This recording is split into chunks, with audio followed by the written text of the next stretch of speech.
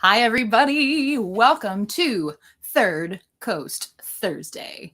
I'm Angela Young Smucker. I'm the Third Coast Baroque Executive Director. So I do all the fun stuff behind the scenes, off the stage, and sometimes I sing on the stage as well. So both sides of the coin there. If you're watching the replay, thanks so much for finding us and tuning in. We hope that you enjoy the show today. I'm super excited. We have one more board member. This completes our set of board member interviews. I'm super psyched about that. Sarah Wilson's going to be on in just a second, and you'll get to hear about her story of being a composer and then moving through to become a grant writer and then moving from Detroit to Chicago and how she came into the Chicago music scene. So we're going to talk about that in just a second. But first, I would love to share this with you. A little reminder that on Saturday, May 30th, that's just a little over a week, we are going to have our online event At Home Together, a benefit. This is going to be super, super fun. We are going to wrestle with the technology gods. We are going to reign supreme, and we are going to do our best to bring you the Third Coast Baroque artists from their homes through virtual music making and some greetings from special guests that we're going to have next season. Yes, next season we are going on. We're going to tell you about what we're doing next season pretty soon, so stay tuned for that. One way that you can keep track of everything that's going on is if you join our mailing list at thirdcoastbaroque.org. You can click subscribe. You can also follow us on YouTube, Facebook, and Instagram. I know a lot of you are watching on Facebook. Hi, Facebook land. Hi, YouTube land. If you're watching, say hi in the comments. We want to know who's out there. We want to know where are you watching from. I know not everybody's in Chicago. I know a lot of you are out there. But make sure that you're following, you're subscribing, you're liking, you're clicking, you're commenting. We want to hear from you. You know, we've been doing this stuff for a couple of months now, and I've been having a good time. It's super fun. But if you don't have it on your calendar yet, where is it? Do it. Put that on your calendar. Third Coast Baroque, At Home Together, a benefit. 1 p.m. Central Time on all of our channels. You can go to the website. You can go to YouTube, Facebook, Instagram, and watch it live. Then, if you're out and enjoying the good weather that day, if you have good weather that day, you have a chance to watch the replay. It'll be available for a couple of days after the live broadcast. So make sure that you catch it before it goes away. It's only there for a fleeting time. All right. So I am going to stop my yapping, and I'm going to bring on a good friend here. Sarah Wilson, how are you? Oh, hang on.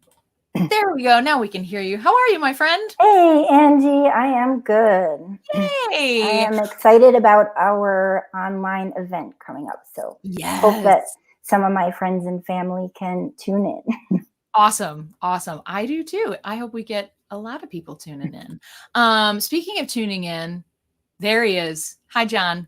Hey, John. Thanks for being here today. John Sagos, our Third Coast Baroque board president. I don't know why I can't say that lately, but that's him. We're glad you're with us again today, John. The BP. See you. Yes, the BP. Well, Sarah, as I said, you are one of our Third Coast Baroque board members. Proud to be. Yeah, thank you. We are so glad you're part of our team. But right now you're serving on our executive board, which means that you hold an office, and you're our board treasurer, which we appreciate that. But let's back up. Before we talk about all your work with TCB, let's talk about your musical journey, because you have an interesting origin story, as I like to call it, with music. So would you mind telling us about your musical origin story? Yeah, sure. I guess my origin story goes back to middle school. where I had a friend who was really into the Beatles, and her dad was a musician. And we just kind of had a phase where we did some deep listening to Beatles songs. And it was a great time to get into some songwriting as sort of a mental health exercise as a brooding teenager. All been there. And so I just picked up a guitar, and I had a piano at home, and was lucky to be in a town that really emphasized the arts in school. And so when I was in high school, I had an opportunity to do like an independent study with one of my teachers on composition. And that kind of set me on the path to keep studying that in college. So I went to Wesleyan University in Connecticut. It's a liberal arts school, so pretty different from a normal music education, but it was kind of an intellectual journey into music. We had a lot of experimental composers on campus, so it kind of expanded my my notion of what's possible. So I'm sorry to interrupt. So when you were composing, writing music, were you strictly doing like basing it on piano work, or were you playing other instruments, or how did you go about doing that? Well, I would say the kind of music making that I was most involved in was singing. So I was always in choir, and I sang with the Hartford Chorale when I was in college. That's like, they sing with the Hartford Symphony. So I had a chance to, do a lot of different choral stuff. Very cool. But when I was writing music, it was really kind of everything. Like my teacher sort of introduced me to like notation software and instrumentation and things like that. So I wrote like a little orchestral piece when I was in high school. I wrote a choral piece when I was in high school, and I even got to like conduct the orchestra and the choir doing some of my pieces. So it was a little bit of everything. It started with just the songwriting, me and a guitar, and then kind of went into learning to write for different instruments. That's amazing. I love it. So, so you started doing that, and then you got to college. And tell us about that experience. Well, so like I said, Wesleyan, it wasn't like a conservatory experience. It was more like focused on theory and culture of music. I mean, Wesleyan has a big world music program, so we had to do some world music classes as part of our degree. My favorite was the Javanese gamelan. We had a Javanese instructor who had like a whole gamelan set up. And a lot of people at Wesleyan took that class, even if they weren't music majors, because it was just so cool and different. I had an advisor in composition, and I actually kept taking private lessons at the University of Hartford while I was also at Wesleyan, because when I was in high school, I started with a composer there, and he was my favorite teacher. And so I kept going back to him throughout college too. That's amazing. And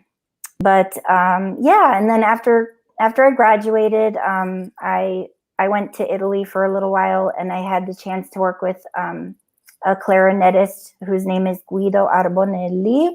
And I got to write a little piece for a CD that he did. So that's like my one like professional recording that's out there and like searchable.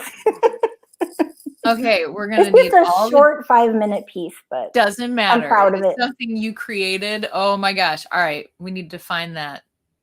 All right, everybody, if you're out there, get the Google machine going. We need to find a link to that. So what about composition? Like, really, what drew you to that process, and what excited you about that process? What kind of kept you going when you were sort of in the weeds with it? Well, I think it was I mean, the software kind of really like opened up worlds for me. Really? Yeah, just because you can experiment and hear different sounds at once. And, like I had been doing songs with guitar and voice. But once I was introduced to Finale, the software that I used in high school, Mm-hmm. it was just like so cool. Like, it didn't, obviously MIDI sounds are never going to really mimic an orchestra, Mm-hmm. um, but I just really loved that I could hear so many things at once and play with it. So Wow. that, that sort of was the start of really wanting to write like music that wasn't just a voice and a guitar. Um, and my first teacher encouraged me to experiment with like mixed meter and different combinations of instruments and to try to get different sounds. And so it was just always really fun it felt like playing to me. That's amazing. I remember the very first time I had to do anything with Finale. I was like, nope, this world is not for me. But I'm glad that I learned it at a young age, although it's pretty different now. And yeah, it's been a while since I've been really writing music. After college, the need to make money sort of overtook yeah. the fun things. But I managed to keep one foot in the music world and still be able to enjoy a lot of musicians and performances. So. Mhm. Well, Um, so yeah. So what happened after college? Where did you go next? so after I got back from Italy, I pretty much did like a national job search Mhm. looking for a job that would have something to do with music. Okay. And I applied, excuse me, I applied pretty much everywhere. Like I literally like had a list of every state and the different orchestras and chamber ensembles and, musical groups that were there. And Mhm. I was just looking on their websites and finding openings. And oh my God, I submitted so many applications and so many cover letters. Mm. One of the challenges was that, trying to get into arts administration, there were a lot of internships and they Mm. were not paid. And Right. I wasn't in the position to be able to take an unpaid job. Mhm. So I kept at it, working in my dad's restaurant while I, tried to find the right job. Mhm. And I got invited to interview at Detroit Chamber Winds, which is a chamber ensemble based in Michigan. And I flew out there and I had my interview and it went well and I got the job. So a couple weeks later, I moved out to Detroit Mhm. and had a real baptism by fire when we had our Great Lakes Chamber Music Festival over the summer. And that's that was an intensive 2 weeks of performances. And I was an administrative assistant. So it was a lot of like taking ticket orders and Right. that sort of thing. But in that first year, I think it was the first year, I met John Corigliano, the composer, Wow. who was the composer in residence at our festival. So it was like pretty cool. I got to meet some pretty important composers through that job. That's incredible.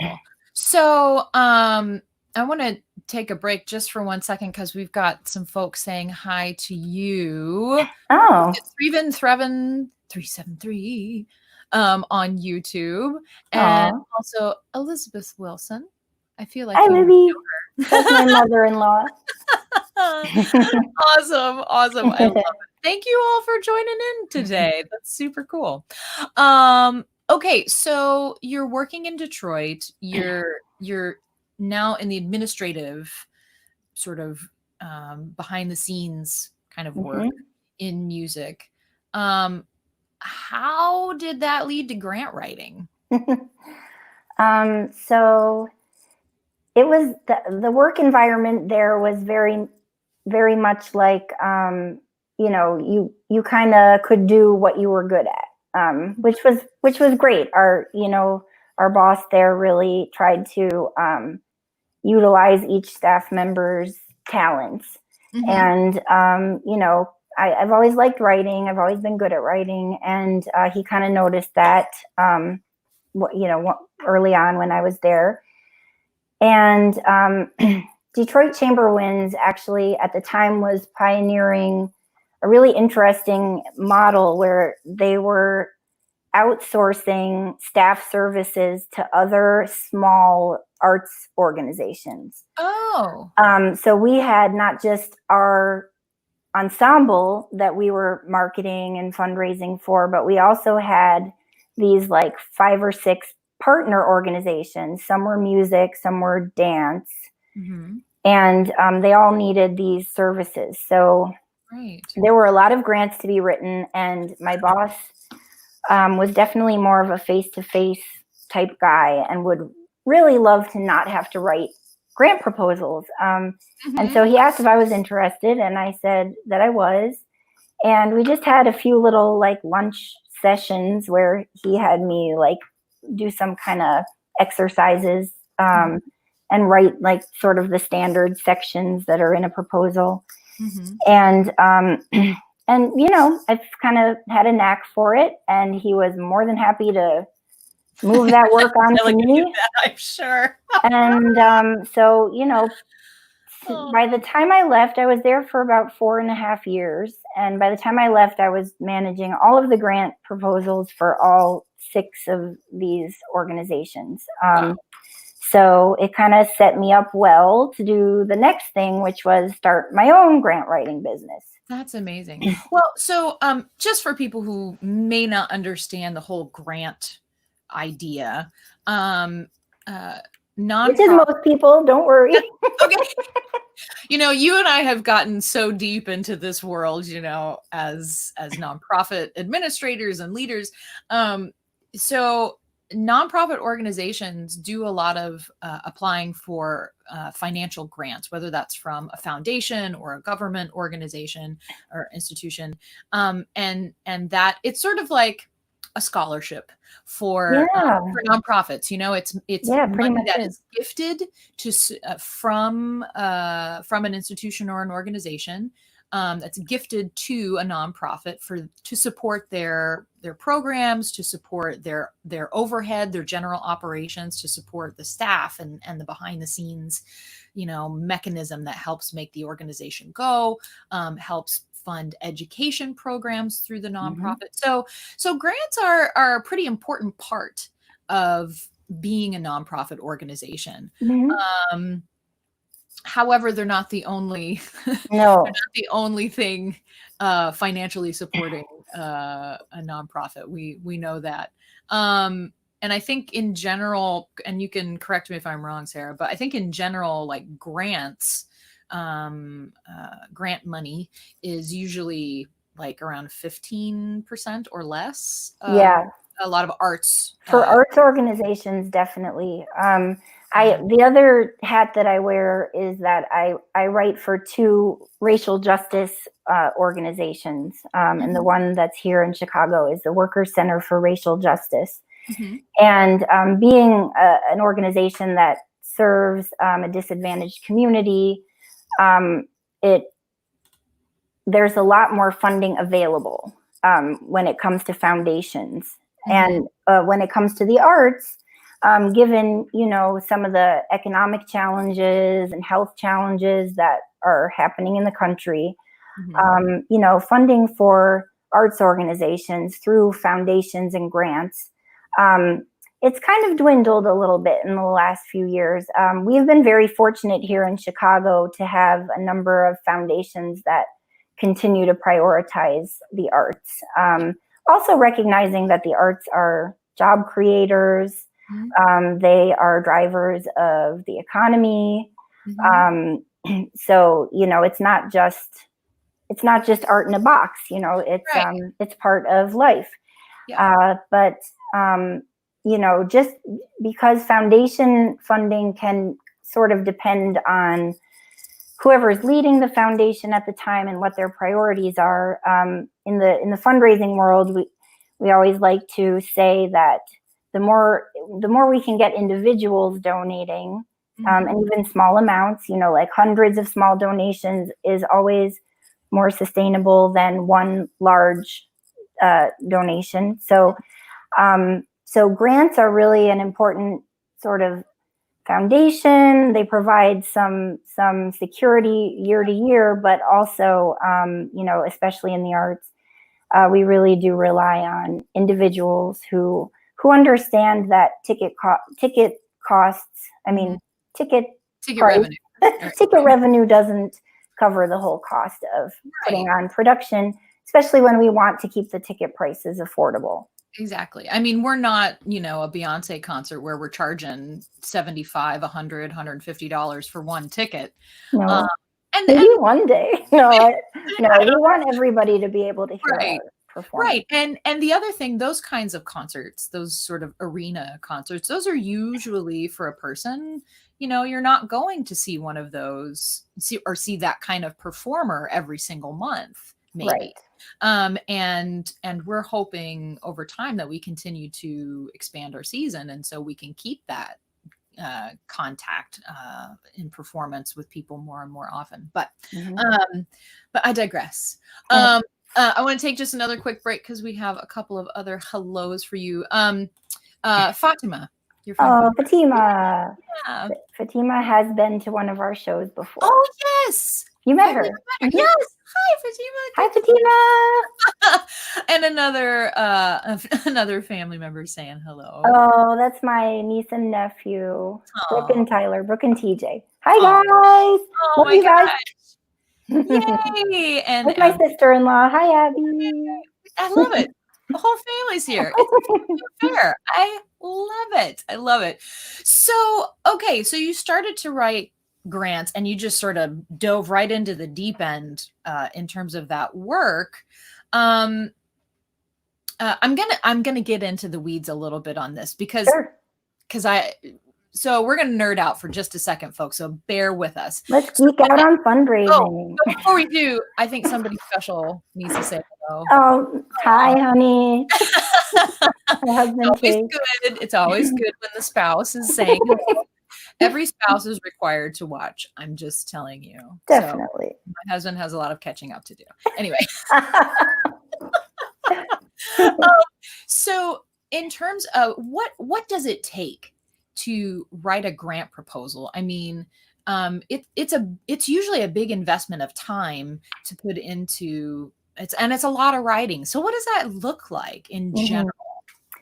So the first thing that a lot of people aren't as aware of is that usually in order to have a good chance at getting the grant and to make it worth paying for somebody to write, there kind of has to be some groundwork laid, which is usually contacting the foundation, trying to set up like an informational interview where you share your work and sort of see how it aligns with the foundation's mission. And then from that kind of like discovery work, you kind of can get a better idea of what your chances are. Like, we do a lot of research on funders, but you may find out, oh, this funder really only funds, work featuring Latin American artists, or maybe this funder only funds art that's taking place in a certain neighborhood or community. So you want to make sure that you know all that so that you're not wasting your time, basically. Right. So you're looking to make sure that what you do, what your organization does and their mission aligns with the mission and intention of the granting organization. Yeah. So here in Chicago, we have the Donnelly Foundation, for example, and they have a very specific mission to support small arts organizations in Chicago. So, they've got a budget size, they've got a geography, And, that's the sort of thing where we would say, okay, we fit really well into this kind of opportunity. And so then once you've decided that you're going to do it, every application form is a little bit different. They ask for different kinds of information, but there's some things that are always on there, which would be describing your mission, describing how your work and your activities fulfill your mission, describing sort of your backstory, why you do what you do. And that's kind of, where you have a chance to be a little bit more inspirational and talk about, the passion for what you're doing. And then there's some, more kind of due diligence sections where you have to show your organization's financials, usually for a few years, previous year, current year, and then projections for next year. Right. You have to talk about, in the case of an arts organization, who your audience is, who you want your audience to be, describe the growth of your organization since its founding. And usually for arts organizations, then we might have to choose some work samples, recordings of performances. Usually they like to have unedited work samples so that they can really get a feel for what you do live. And after you've submitted that proposal, then usually if the funder is interested, then they'll do what's called like a site visit, or an interview where they ask whatever questions they have.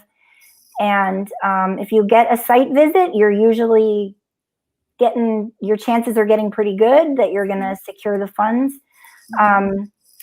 With government, it's a little different. They don't do site visits. They typically just review your proposals and your work samples, sometimes letters of recommendation from partners. But yeah, it's just, you're trying to show that you have something special to offer to the community, that you feel that your work is going to benefit the community in some way, and that you have responsible leadership that will be good stewards of the money and make sure that it is spent responsibly and for the purpose it was intended. That's incredible. So, it's an investment as somebody who puts those proposals together and populates the content of that proposal. It's a lot of time. And our dear friend Liz sends her thanks for what you do. And I will. Oh, she is most welcome. I will echo that, because we know that it is a big job, and it's not. There's no guarantee. You can put all that time into that application, and it may not. You may not get anything. So, thanks, Liz, for that shout out. We are all very appreciative of what Sarah does. We got a few more people who want to say hello. I think you might know this guy. That's my dad. Hey, Bob. And also a donor, a Third Coast Baroque donor. Yes, we love Bob. And TJ. My nephew. Thanks, honey. Yes. Yay. And Connie. That's my friend from Wesleyan. Excellent. I love it. Thank you. And she has been to a concert too. She's been to our Treehouse concert. Oh, wow. Yeah. A few years ago, we went to the Treehouse Museum and did some small chamber performances there. That was super fun. Oh, my gosh. Well, okay. So speaking of Chicago, you were in Detroit doing all of this, but now you're in Chicago. So how did you get from there to here? Well, the main reason is that my husband got into grad school here. That was the same story for me. Yeah. So he, we met in college, and when we first got together, I was already in Detroit and he was living in Vermont. And, we kind of had to decide who's going to go where, if this is, gonna really work long term and not have to fly back and forth. And luckily he was, in a pretty good position to move out to Detroit so that I, could keep working at my job. And And so he came out, and we were there for about another maybe year and a half after he moved there. And then he started applying to grad schools and got in a couple different places. But we had been to Chicago for, just fun weekend trips, and we loved it here. So, and I appreciate that he also took my preferences into consideration. And we didn't go to a cornfield for grad school. So Understandable. so yeah, so he went to Loyola. He got his doctorate there Nice. about 2 years ago, I think, and Okay. we've lived in Rogers Park ever since. We love it here. Yes, you're not too far away from John Sagos. Yes, I'm very close to John. These are the people in your neighborhood. Ah, little throwback there. So you started doing some grant writing in Chicago. It's nice, like you said, nice portable job, Yes. right? So what got you into the field of sort of the Baroque scene in Chicago? Yeah, so I can't really say that Baroque music was my area of expertise in college. I certainly learned about it in music history class, and that was more of a contemporary girl. But, having been in Detroit and working for all those arts organizations, those skills of fundraising for the arts were pretty transferable to most organizations. And I think I actually found the ad for Baroque Band online. They were looking for a grant writer, a freelance grant writer. And it was, in Chicago. It was downtown, and I had some room in my schedule. I did take some of my Detroit work with me here, which was great, because I still work with organizations in Detroit that I started with over there, because it's very easy to work from home doing grant writing. But yeah, so I started writing grants for an organization called Baroque Band, and it just so happened to have a lot of the musicians that TCB often uses, and who are our core musicians. Baroque Band ended its run in 2012, and actually our mutual friend... 2016. Oh, was it 20?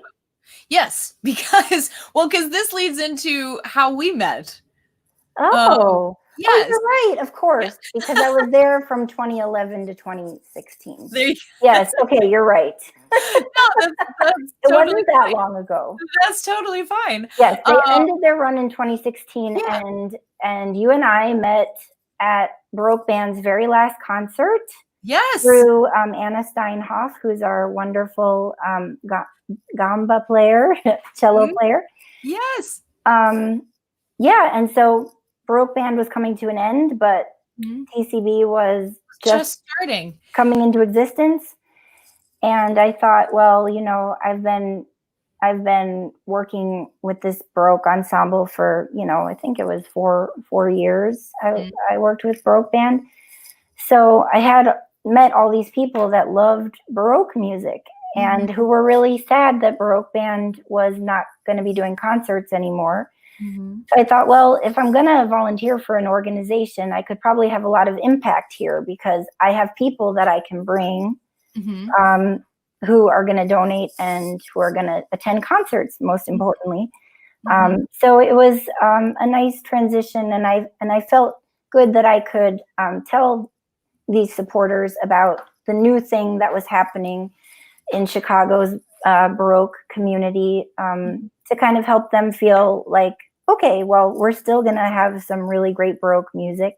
It's certainly different, but people love it just as much. So, so yeah, that was how I got into Baroque. It was just kind of through the grant writing.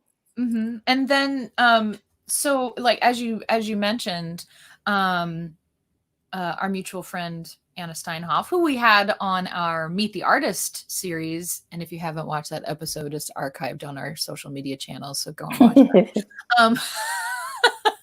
But she introduced us because I was just starting as an arts administrator, right?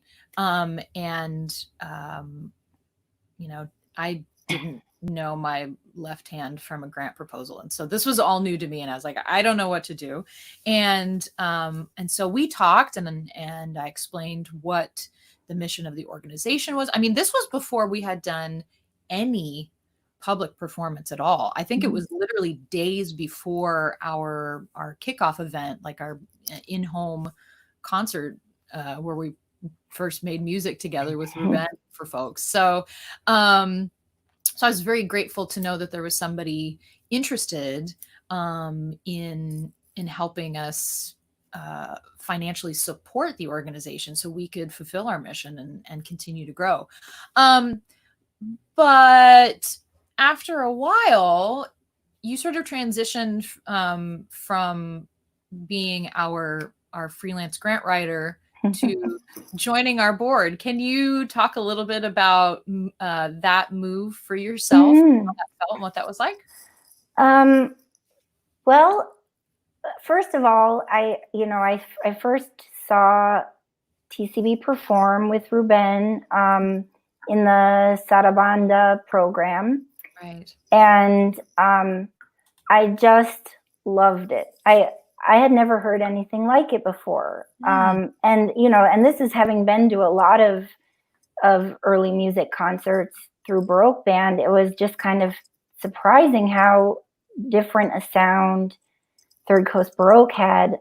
And, I loved how it kind of meshed the two fields that I was in a little bit, because in that first performance, Ruben talked about the African and Latin American influences that were kind of making their way around the world at that time because of colonialism, and acknowledged those as being an important part of European classical music. And so, being sort of, my days are like split between thinking about the arts and then thinking about racial justice. And I just, first of all, I hadn't even ever really thought of that. Like, of course there was musical influence happening at that time. And also I just kind of, I could hear those like world music influences in the performance in a way that I just had never heard before. And I loved that it was acknowledging people who we do owe a lot of this sound to, who are never given credit. And so I just thought that was so cool and so needed. And it hooked me. And then, of course, I just loved the people, I love hanging out with you, Angie, and John, and, all of our Third Coast Baroque musicians and board members. And of course, Ruben is very, you kind of feel like he's your best friend, like the first time you talk to him. So, so, it's partially loving the artistic product. It's partially loving the people. And it's also because I see, you say that you were brand new to arts administration, but you would never know that, because this is a very well-run organization. And especially for such a young organization. And I've worked with all kinds of different arts organizations, and I just, this is a very competent leadership group. So, you feel like your time is well spent when you volunteer for this group. And so at first I was kind of like, well, you don't want me as a board member, I'm not very connected, or, I'm not rich, or these kind of things. But once we kind of talked and you told me about some of the things that you needed, I was like, oh, well, yeah, I can help. There are things that I have to offer. I don't have to be rich or really super well connected. So John echoes my sentiment as well, Sarah. So yeah. So then I was kind of like, okay, I think this makes sense, for me to serve on this board because of all the reasons I just mentioned, and also because I have people that I can bring to this organization, and that that's in an arts organization, that's probably the most important function that a board member can fill, is just getting people to concerts and getting them involved.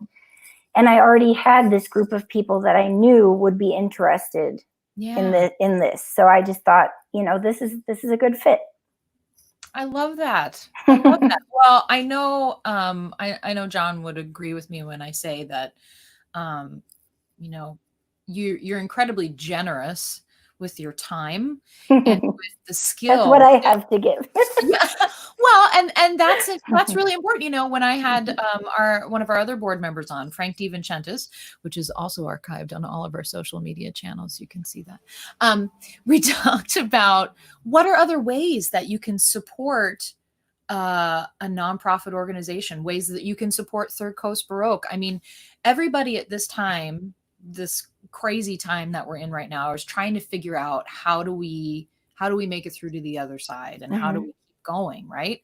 And yes, of course, nonprofits need money in order to function. We have to be able to pay our artists. We have to be able to pay the staff that we hire for projects. We have to be able to print programs, and we have to pay for our website subscription. I mean, all of that stuff, of course. But we also need people. We need people in our community that can help support the energy and the mission of the organization. And I think one of the biggest gifts that you have brought is obviously your skill with grant writing, and donating that work and that service to Third Coast Baroque. But also your perspective, your experience, and your insight has been just priceless in terms of how we've been able to grow. I mean, we're in our 4th season, and every year it's like, are we doing this big thing? Are we going to take on this huge project? Yeah, we always do it. We always do it. I know, it's like this. And then we make it through, and it's like, okay, we can do it. That's amazing. I love it. Oh, John, yes, absolutely. Sarah, her family, and friends have been incredibly supportive of Third Coast Baroque, and we are so grateful. Absolutely. Yes, my family is very supportive, and I love them all. Yes, and we do too. We love everybody who's chosen to be a part of this Third Coast Baroque community, and we do feel like it's a community. We get to know. Since we're, a smaller organization right now, we get to know the people in our audience. We get to know those people absolutely who are supporting the organization and showing up and keeping in touch. And we really, really love that. So, before we wrap things up today, we have a question from one of your friends, Samantha. And she asked, since you've been doing grant writing, have funders' priorities or mission changed over time, if at all? Have they been looking for something different in grantees? Yes. And this is just part of why it's so important to have a diversified revenue stream. Thanks for the question, Sam. Good job. That's fantastic. No, but Sam brings up revenue stream. That's like, but she brings up a really good point, which is that funders' priorities change all the time. It depends on who is in charge at the time, and they may have of the funding organization. Yeah, of the foundation, or especially with companies. I mean, corporations used to be a really big funder of the arts. And I lived in Detroit in 2007 and 2008 when the auto industry really, had a lot of problems.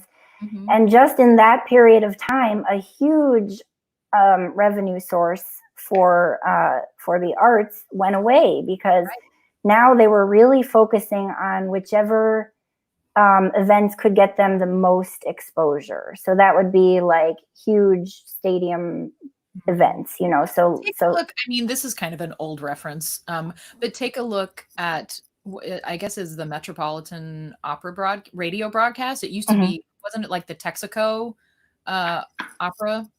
Yeah. I mean, think about that. I mean, we just don't have that anymore. Yeah. I mean, corporate funding of the arts it's just really minimal now. And you have to know somebody. It's just. Well, and it's usually like multi-million dollar organizations. Exactly. Because, I mean, and this is my take on the situation. Large corporations like that are interested in visibility. If they're sponsoring, they want to make sure that, you know, a lot of people see them as a sponsor. And so if you're going to go with a larger organization, the likelihood of getting larger exposure is it's a higher higher chance. So I think it's also like important to emphasize that while we have very limited government funding for the arts in this country, the agencies that we have are critical.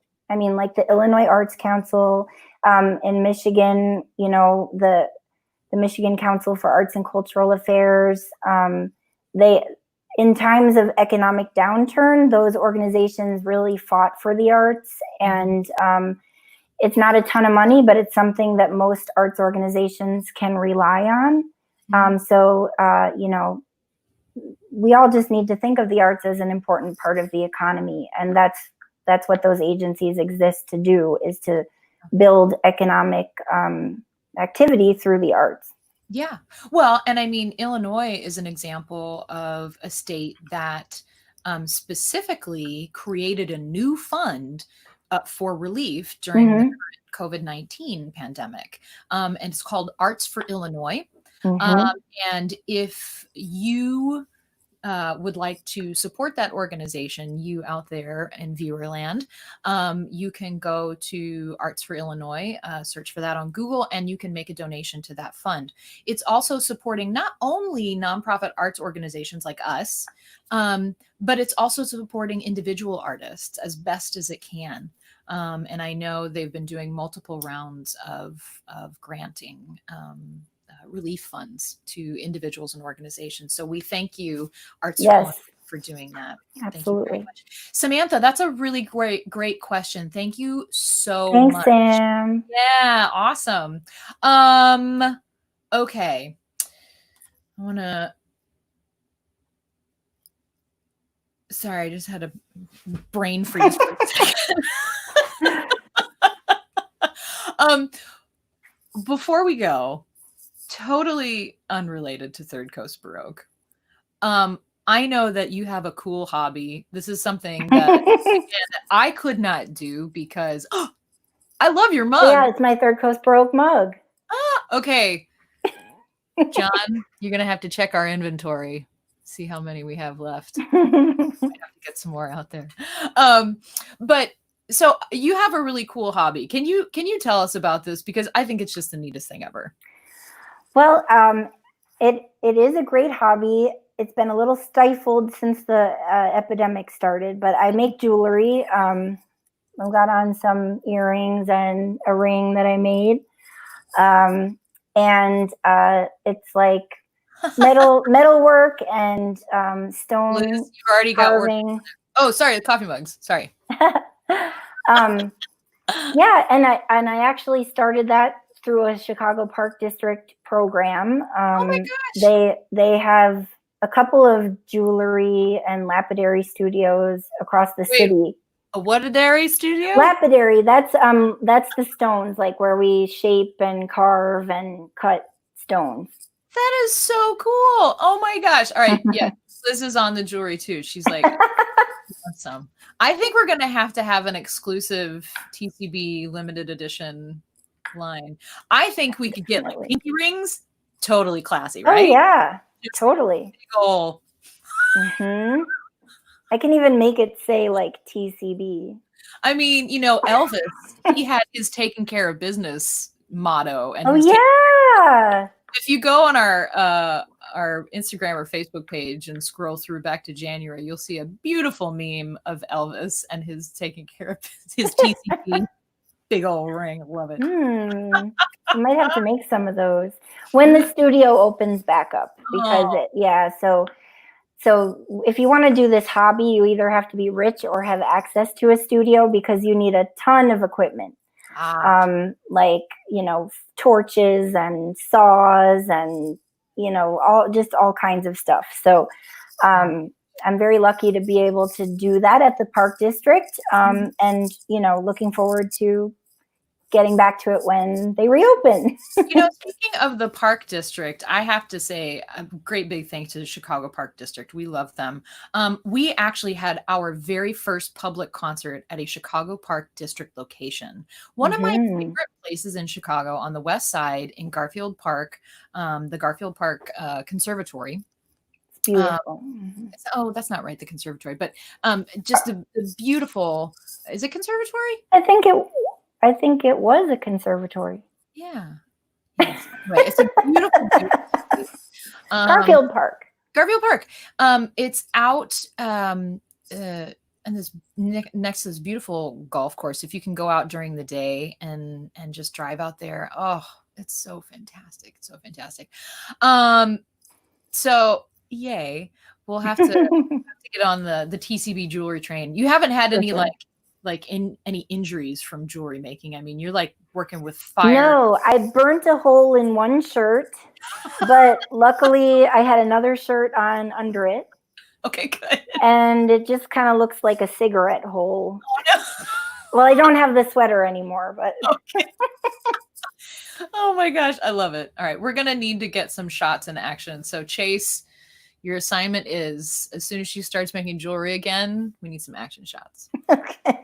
Anyway, Sarah, thank you so much for joining us today. This has been super fun to talk with you about all this stuff. And again, thank you so much for what you bring to Third Coast Baroque and what you bring to the arts community in general, not only here in Chicago, but also your work in Detroit and in general. It's wonderful. So if you out there know a grant writer, when you're allowed to, give them a hug.